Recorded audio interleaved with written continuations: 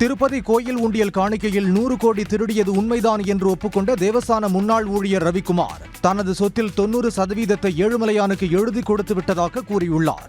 இது தொடர்பாக வீடியோ வெளியிட்டுள்ள அவர், விசாரணைக்கு முழு ஒத்துழைப்பு தருவேன் என்றும், ஆனால் சிலர் தன்னை மிரட்டுவதாக கண்ணீர் மல்க பேசியுள்ளார்.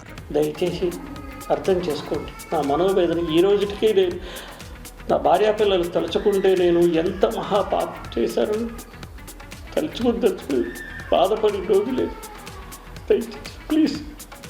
திருப்பதி கோயில் பெரிய ஜீயர் மடத்தில் ரவிக்குமார் பணிபுரிந்து வந்தார். இந்த நிலையில் கடந்த 2023ஆம் ஆண்டு இவர் உண்டியல் காணிக்கையை திருடிய போது பிடிபட்டார். திருட்டு புகாரில் சிக்கிய இவர் தனது சொத்தில் ஒரு பகுதியை மட்டுமே தேவஸ்தானத்திற்கு எழுதி கொடுத்துள்ளதாக தெலுங்கு தேசம், ஜனசேனா, பாஜக கட்சியினர் குற்றம் சாட்டினர். ஆனால் 90% சொத்தை ஏழுமலையானுக்கு எழுதி கொடுத்து விட்டதாக ரவிக்குமார் கூறியுள்ளார். இந்த விவகாரம் குறித்து சிறப்பு விசாரணை குழுவினர் விசாரணை மேற்கொண்டு வருகின்றனர்.